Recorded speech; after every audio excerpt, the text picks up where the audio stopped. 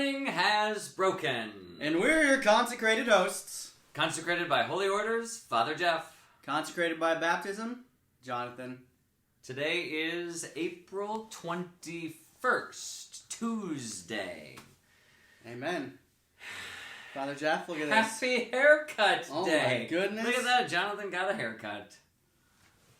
How'd that, did you do that? Did Genevieve do that? Did it was a team effort. No, not the kids. You weren't going to let them run at you with scissors? No. Clippers, whatever. It was a team effort. Genevieve did a great job. If I must say so myself. So. Yeah, very nice. Very nice. I want to make the text bigger. I was going to see help if we me to could see. My eyes are old. I need to see what people are saying to us. Thank you. So you had, you got some clippers. Yep, so I had clippers. I just needed a longer guard. Oh. Because pulling it up and cutting and making it all even, that's a lot of work. So instead, we just got a number 16, I believe, and just basically did a really long buzz cut on the top. Okay. And then on the sides, tapered it down a little by little. Well, we got this, so. Well, I'm going to say that that looks all right. So I still don't have a haircut. Well, it's the perks of having a wife. Maybe you should bring your clippers in, and we could do a makeover Monday. We could try it. I'm down. We'll see. We will see. Oh my goodness.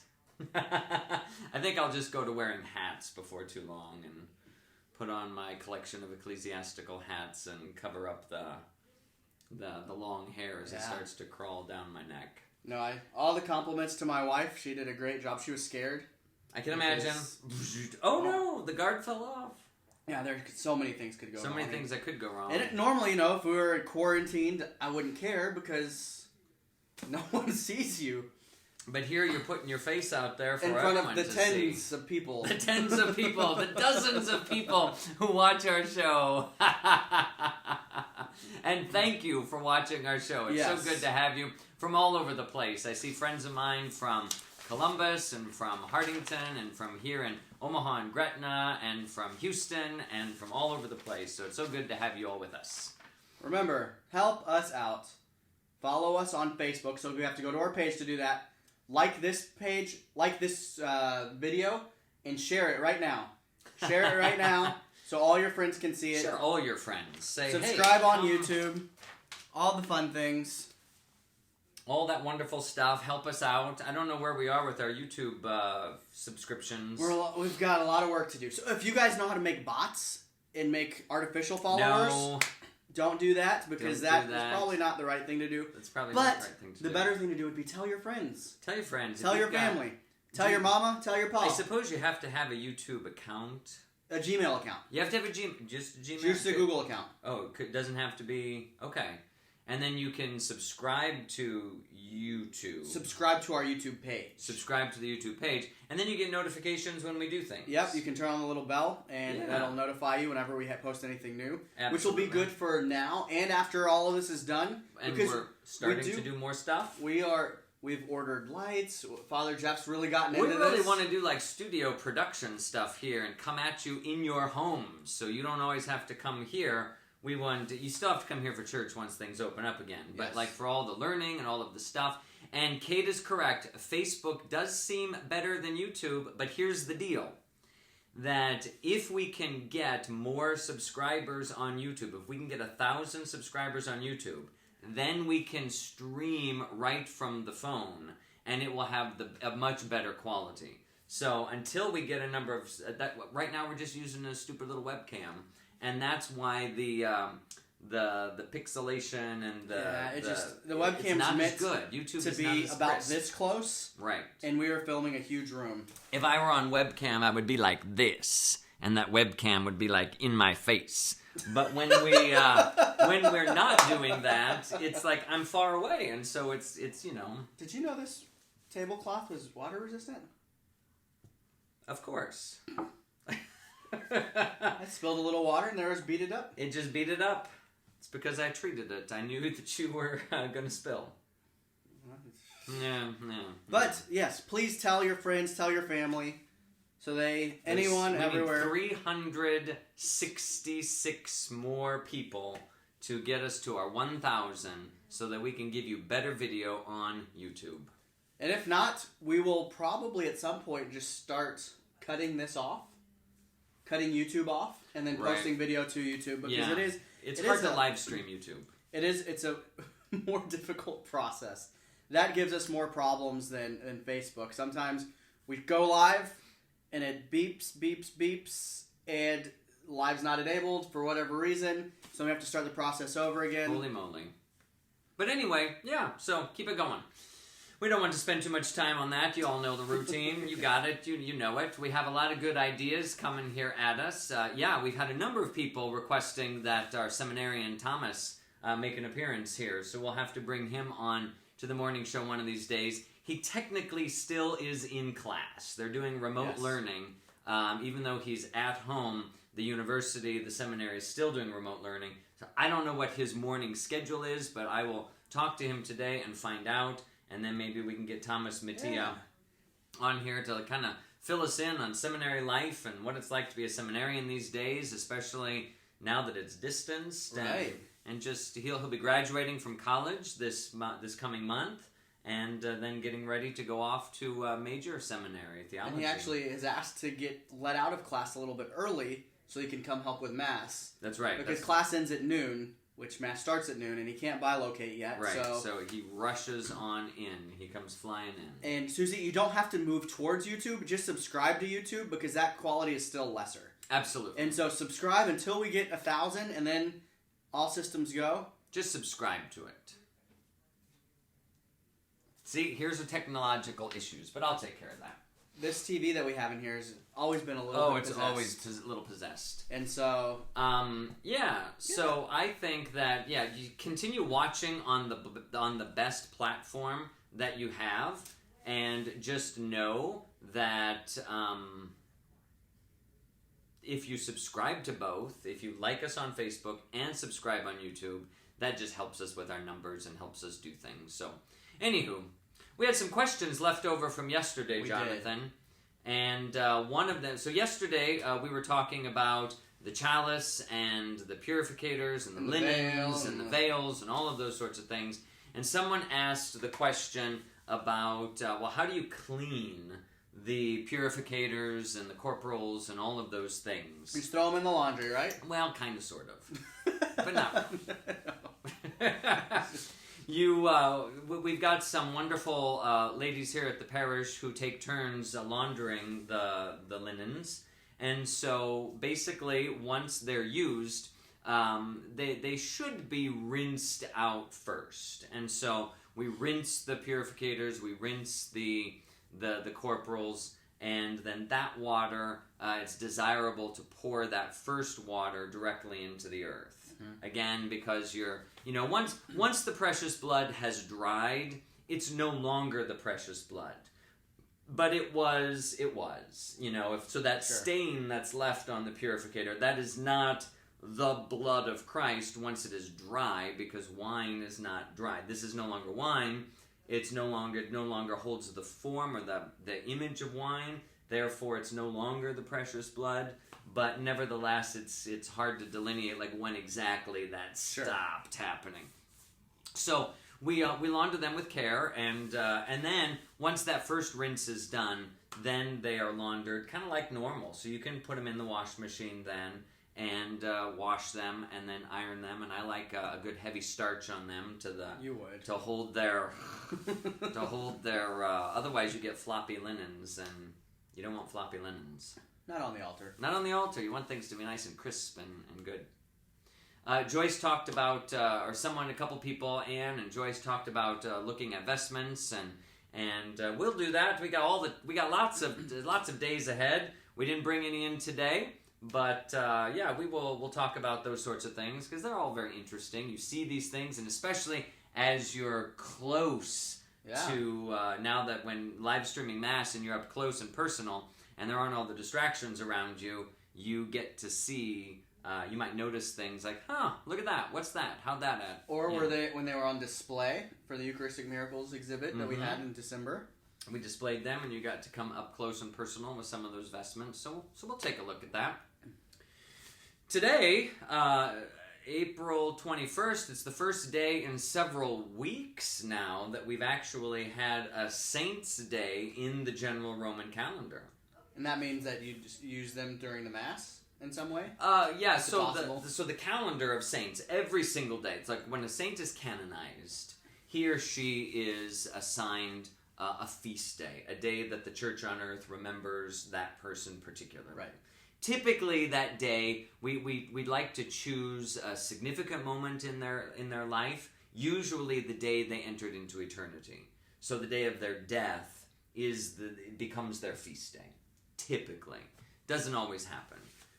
Today is the feast of St. Anselm. So in the general Roman calendar, the general calendar is like, here are the saints that the whole universal church is going to remember together.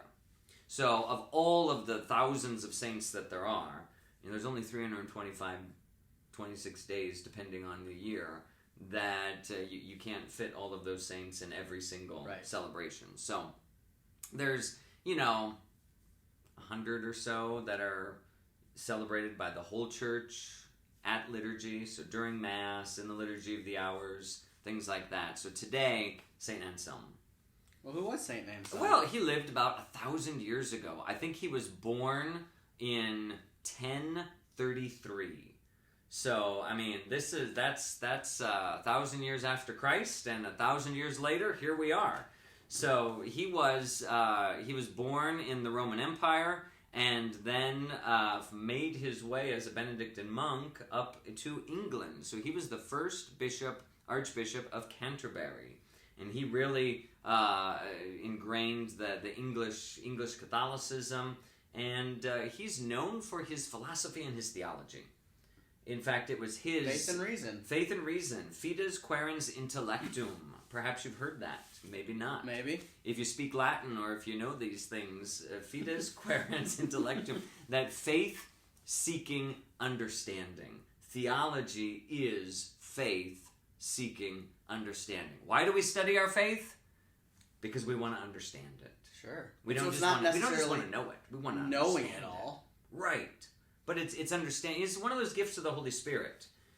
Understanding. Understanding is a gift of the Holy Spirit. That it's like, aha, light bulb moment. I see how these things fit. I understand where how it affects my life, how it affects the whole world, etc., etc. And that's kind of been a theme of your homilies as of late a little bit, is just the understanding and the faith within the heart.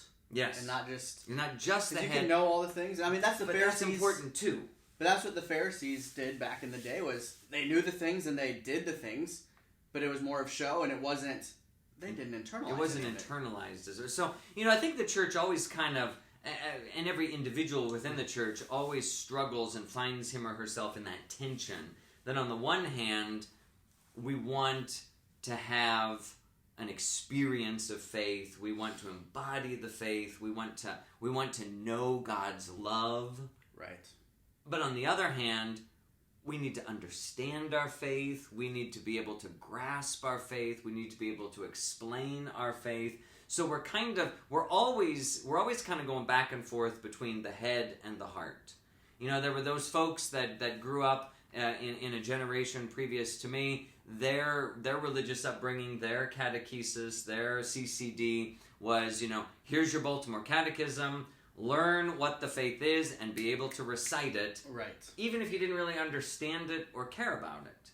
And then the pendulum swung in the other direction, and then it was, here's how Jesus loves you and knows you, and it was a little more warm and fuzzy and, more active with your hands and go be the presence of Christ in the world.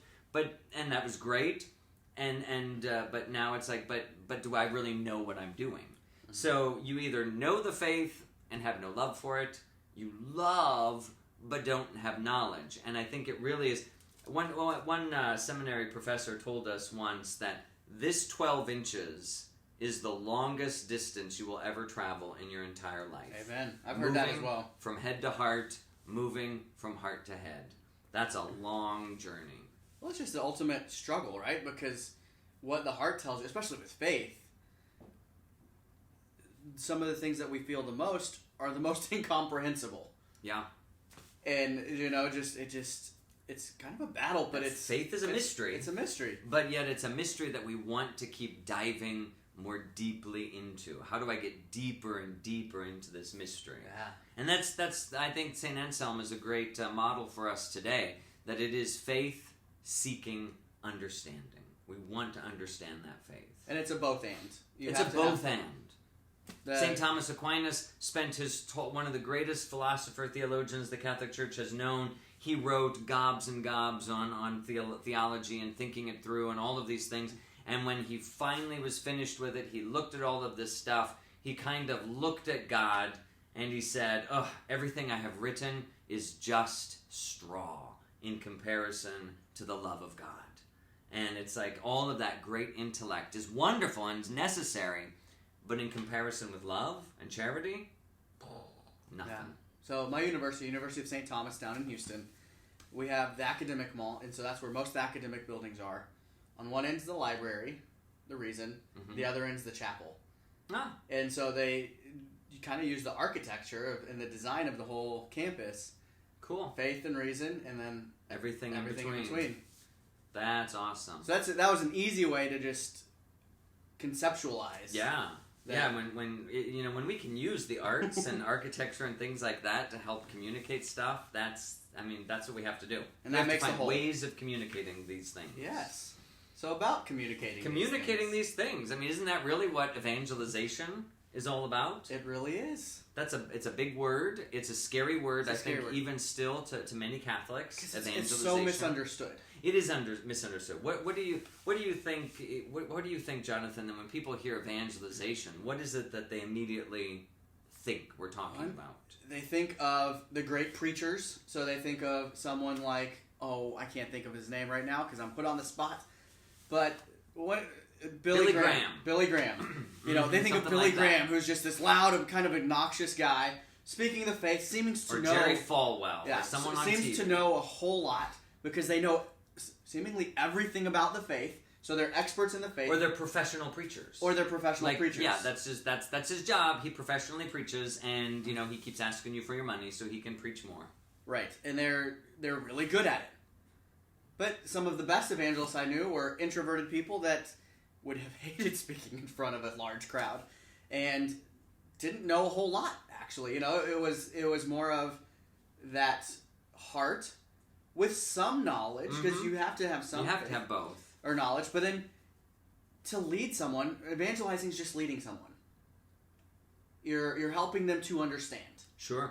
And so, if I read this book on cooking, or if I read this recipe on cooking, and I cooked this recipe, I could probably help someone else do that recipe. Right. Because I read it. Right. And that's all evangelization is. Yeah. Is you are trying to help someone come to know the way you did. And it doesn't have to be, you don't know the whole cookbook. Right. You know how to put the Pop-Tart in the toaster and push the button. You and I use very different cookbooks. I was making it very simple. Because with evangelization, you're not going to start with the bechamel sauce. That's...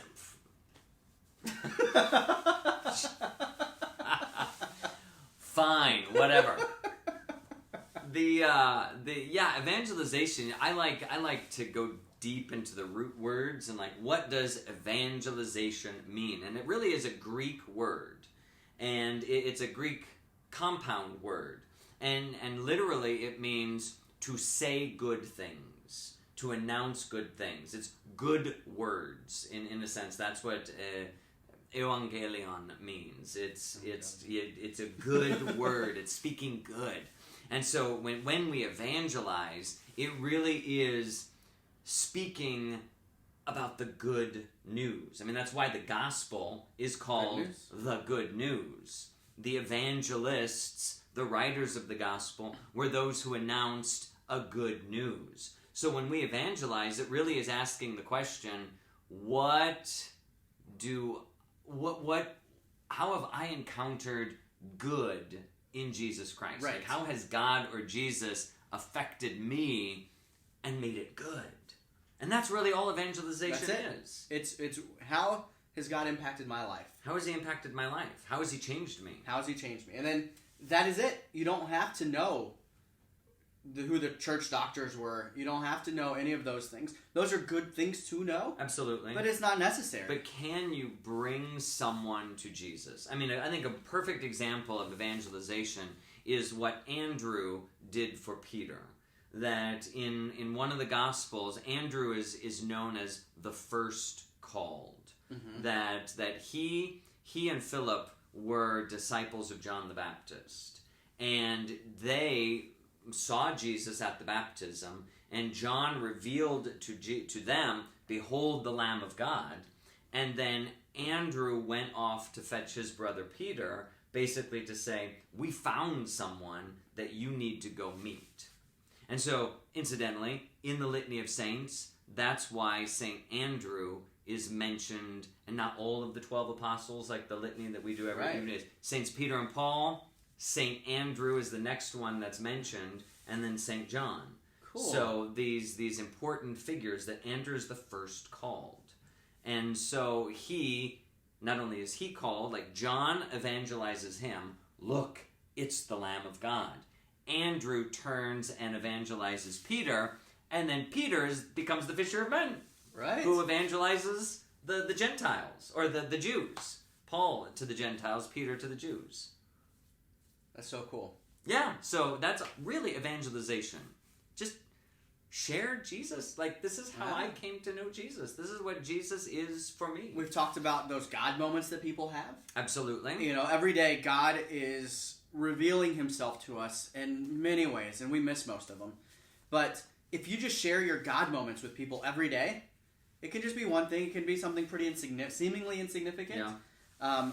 A friend of mine whose mother died a few years back, for her, it's anytime she sees a cardinal, because her mom really loved cardinals. So it's just a way of her saying that God is showing her that, you know, it's okay. And choose that little sign. And that's just a little sign, but then you tell that to somebody, and then the next time they see a cardinal, one, it'll make you think of that person, their mother, and that's a beautiful thing. But then also the goodness of God, where so many things he does each and every day reveal his goodness. And that peace and that joy that comes from it. I mean, our world is so full of complaining and anger and misery that bringing that little spark of joy into people's lives, you do that enough, they're going to get curious. And they're going to say, well, what else has God showed you? Absolutely. Well, let me show you.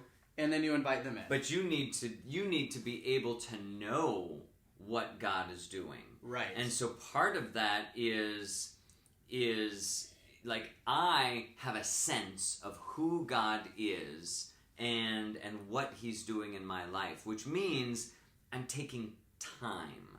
I'm taking time to see. Andrew could not have said to Peter what he did if he didn't take a moment to see what John the Baptist was really trying to tell him. Like, this is someone you need to get to know.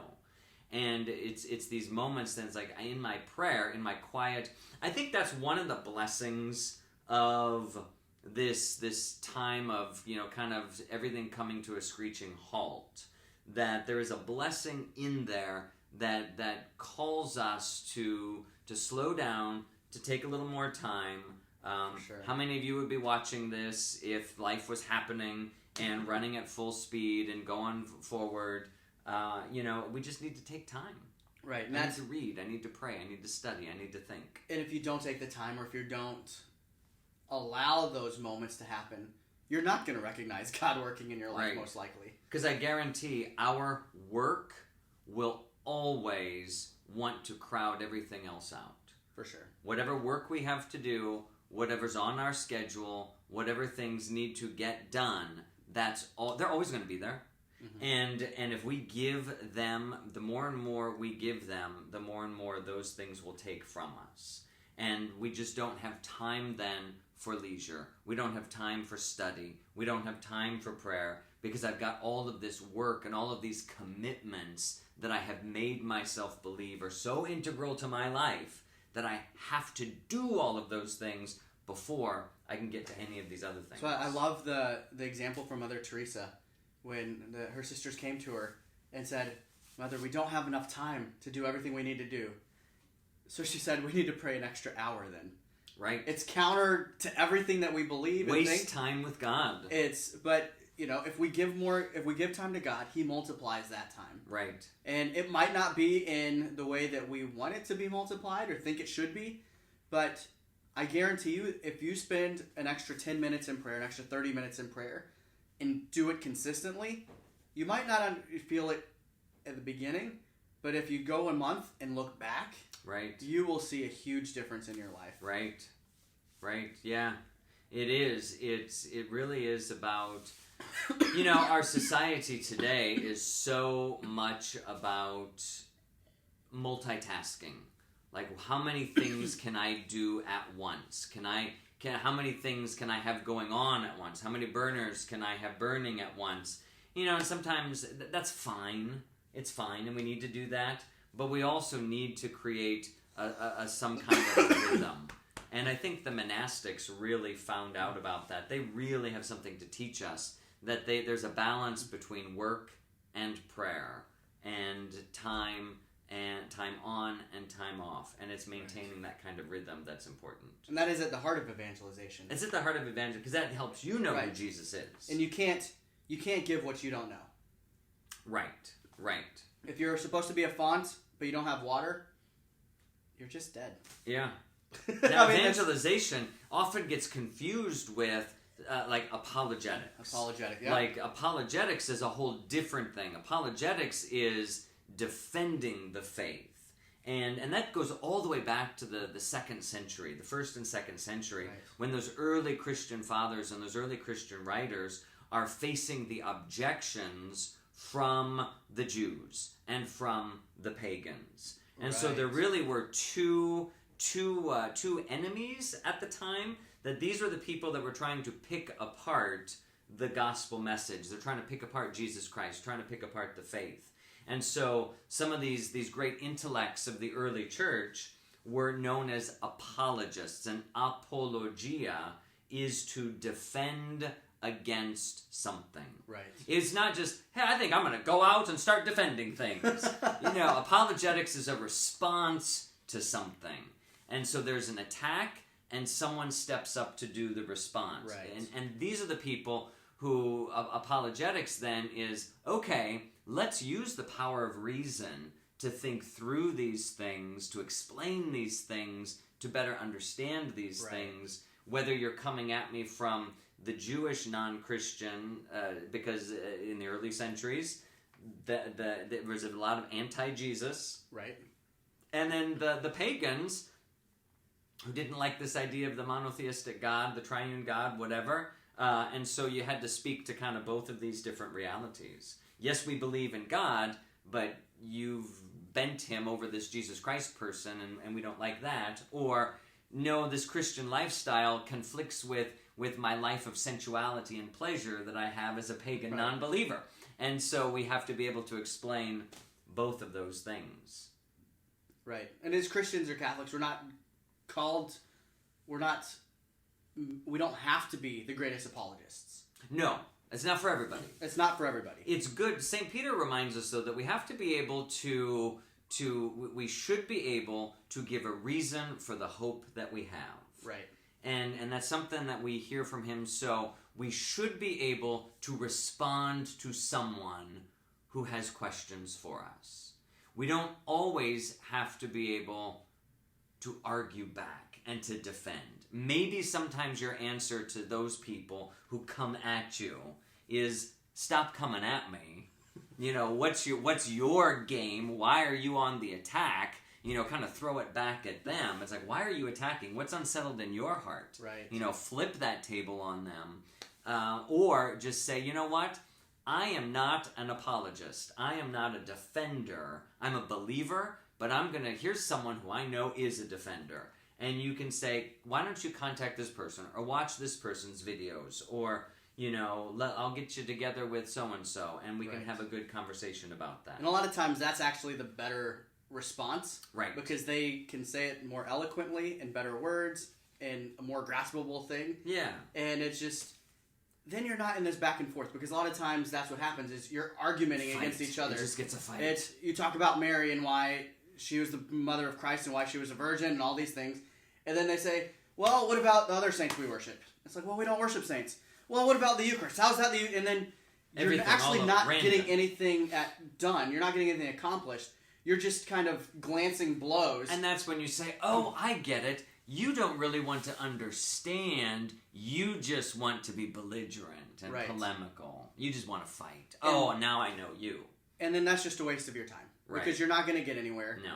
If the heart's not open, then it's Jesus turned around on his heel many times. It's like, okay, well, I'm kind of done with you. Shake the dust from your feet if they do not welcome you. Right. I mean, he didn't say, well, just dig in and see if you can beat them down. He said, if they don't welcome you, you turn around and you shake the dust off in testimony against them and say, I don't even want to carry your street's dust with me because you are so close-minded.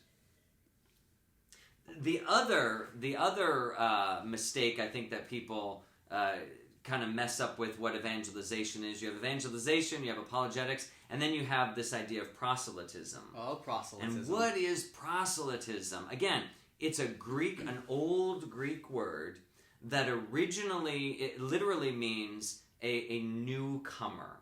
It's someone who's coming to you new.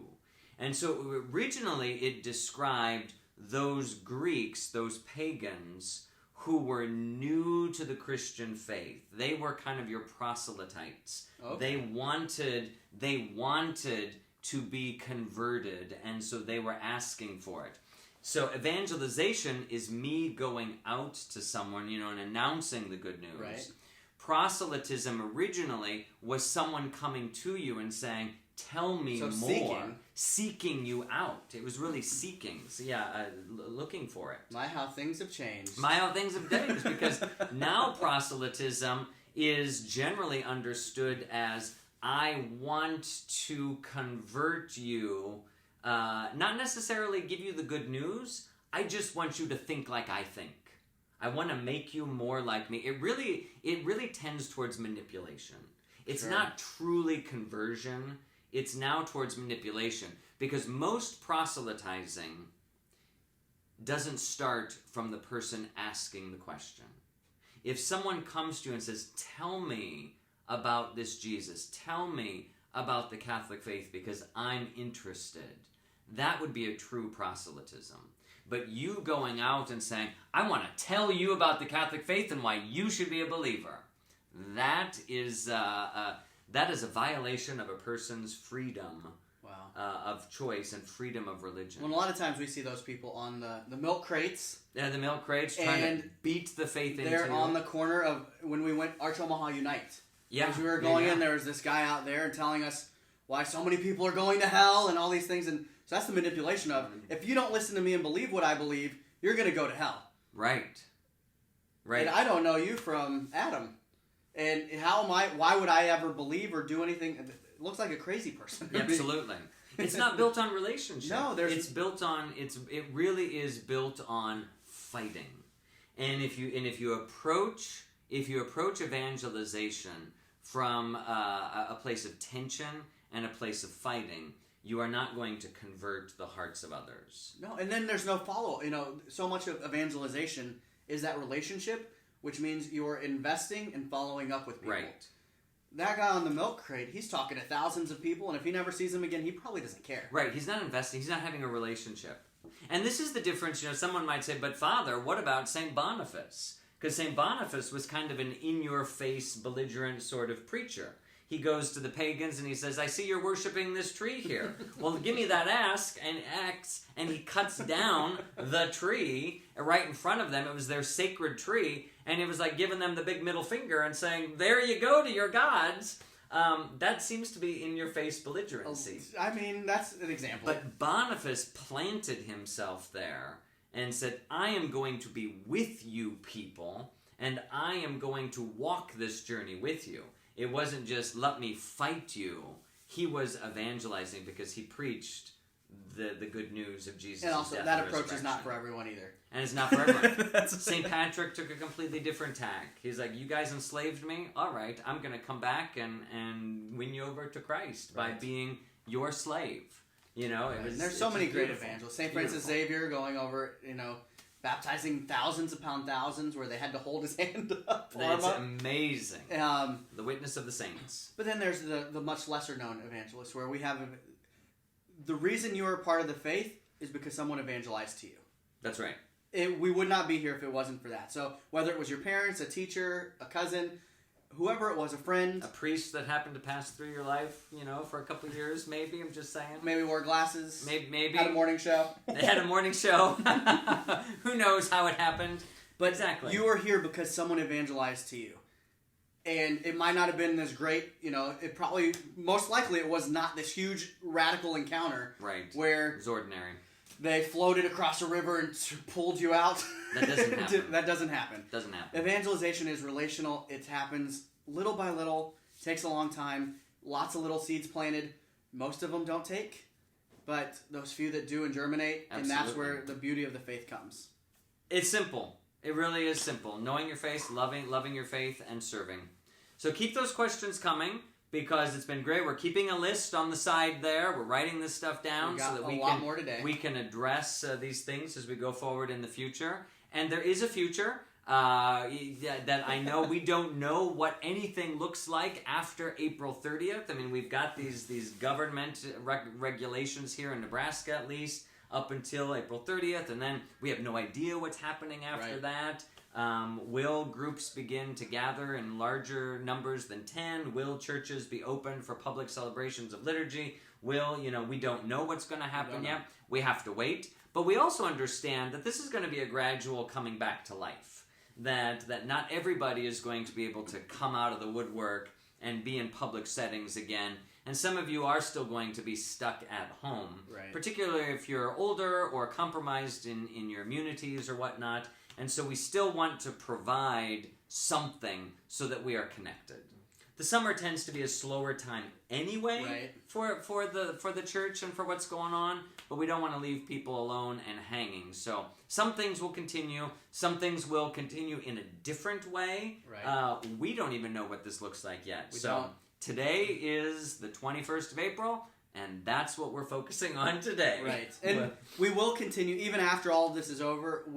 Before this all started, we were looking at more media things and how to really engage with you guys. So this kind of jumps us into it. And this sort of forced our hand into getting more prepared and understanding a little more things. But awesome. We just want to be able to reach out to you guys. Awesome. Well, have a great day. And evangelize someone. Give someone the good news. Pat on the back. Prayer. And... we'll see you tomorrow. Do do do do.